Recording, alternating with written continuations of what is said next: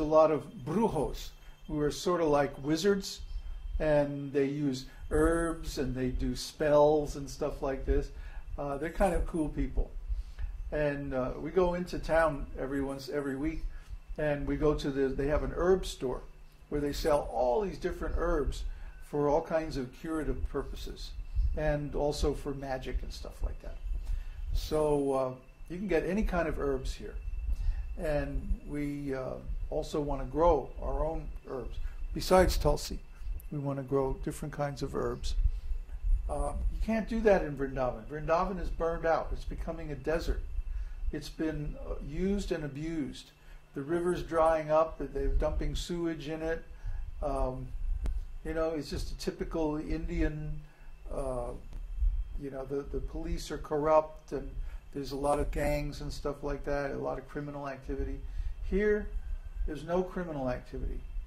Well, except that Florian got his backpack stolen out of the car yesterday. But that was our fault because we left the car open on a road in the middle of nowhere. Anyway, that's the only criminal activity we've heard of around here. And there's not a lot of drug smuggling. That's all in Chiapas and places like that, and up north near the U.S. border. So there's not a lot of gang activity down here. I mean, there's some rascal kids that go down to the river and here. That's about the, you know, about the worst thing that we've seen going on here. So it's a lot less dangerous than Vrindavan, India. The example is there were at least, I've known of about 5 or 6 murders of Western devotees in Vrindavan over the last, I don't know, 5 or 10 years. Huh? Rape. Yeah, rape and stuff like that. Or there hasn't been any of that here. The village that we're in is like at the end of the road. It's like nobody comes here. You know, people leave this place alone, and the people who live here like it that way. They like to be left alone. And it's very, very quiet. You know, but the most exciting thing that goes on here is once a month or so they'll have a block party and play a little disco music. That's about the swinginest thing that goes on in this town. And Benito Juarez, the village where we're going to move, is even better because the road is horrible. You have to really want to go there. But the village itself is better organized, it's prettier, it's older, and I think the people are they're more wealthy and more established. You know, everybody's got some land somewhere with something growing on it or some cows on it, and they go and take care of that like twice a week, and they to support their family from that. But this is like villages we've seen in India, where like people work a few months out of the year on their farm, and then the rest of the time they just take off. They hang out at home, you know, grow a little garden, hang out with their kids like that. It's a very, very nice lifestyle, very nice area, and we're fortunate to be here. So if we can bring Vaishnava values here, and people respect us, and the whole community basically wants us here and supports us.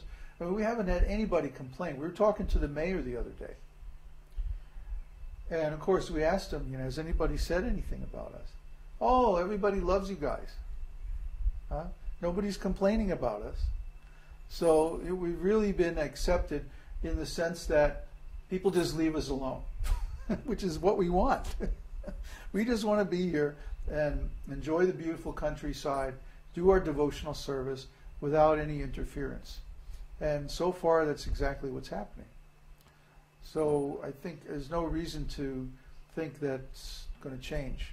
As long as we are very careful not to offend anyone in the community, and we just keep to ourselves and do our devotional service and don't make any trouble for anybody, we'll be welcome here indefinitely. And especially as long as we're spending money in the local economy and like that, we'll be very, very welcome here. What kind of wildlife do you see? Anything exotic or extraordinary? Well, we've seen a couple of crocodiles. And the birds are amazing here. I mean, there's all these water birds down by the lake, and then of course there's the usual herons that hang out with the cows. And then there's all these songbirds. I mean, there's one beautiful yellow bird that comes and sits right on the tree next to my window and just like does this incredible song. And when we were up at Mr. Fernandez's place yesterday, and there was this songbird that just, it was just amazing, you know. And there's all kinds of birds here, and they're very vocal. Sometimes it's almost too loud. And, you know, the usual lizards, and there's a few snakes here and there, but, I mean, really, it's mostly plant life. There's all kinds of plant life here. And you walk up anywhere into the jungle and you see all kinds of exotic plants. Oh, and the interesting thing is, people have had this land under cultivation for hundreds of years now. So everywhere you go, the jungle is like being used for cultivation, but it's not the usual Western style where they cut down everything and just plant one kind of plant. But they'll plant one plant over here, another plant over there, another plant, you know, in the places where they would do well, where they would like the ecology. Oh yeah, and hardly anybody uses fertilizers or sprays up here. It's all organic agriculture. They do a lot of composting, and so everything is pure. You can drink the water in the streams pretty much anywhere you go here, which is extraordinary. I mean, everybody hears about the water in Mexico. You know, don't drink the water. You know, well, here you can just go to any stream and drink the water right out of the stream, and it's fine. And I don't know of any place in India where you can do that without getting sick, except maybe way up in the mountains. So we have an extraordinary opportunity here. It's an amazing place. It's a relatively unknown place. Basically, only Mexicans come here, or in recent years now more Americans and Europeans are coming. But basically only Mexican tourists come here, like 3 times a year. There's 3 big holidays when every place in the whole area is booked solid. But the rest of the year, it's very, very quiet. The only time we even really ran into tourists was that one day at the waterfall. That was so funny. We get our drinking and cooking water from the waterfall here. So we have a couple of big jars, you know, big jugs. And you saw probably saw the video where we go up under the waterfall and fill up the jug and like that. And so one day I was just coming out of the water, you know, and these Mexican tourists come up there. And they were looking at me like, you know, I was, you know, the thing from the waterfall lagoon or something, you know. They were like, "You went in the water?" You know, they just come to look at the water. That's about as adventurous as they get, you know. But, like, I don't know, it's hard to stay out of the water. It's so beautiful. Even when it was cold, when we first got here, it was like I had to go in the water. couldn't help myself. So the tourists, you know, they're mostly from the big city, and they don't really get the whole nature thing. But the point is, this place is pure. The soil, the water. I mean, the water, you go up in the mountains, the water just comes up out of the ground. Even though it hasn't rained in what? It hasn't really rained hard in about 2 months. You know? But still, the water is coming, and all the rivers are full. And I mean, it's an amazing place. So Krishna sent us here. We're very lucky. We did the original research on Google Earth and sites like that.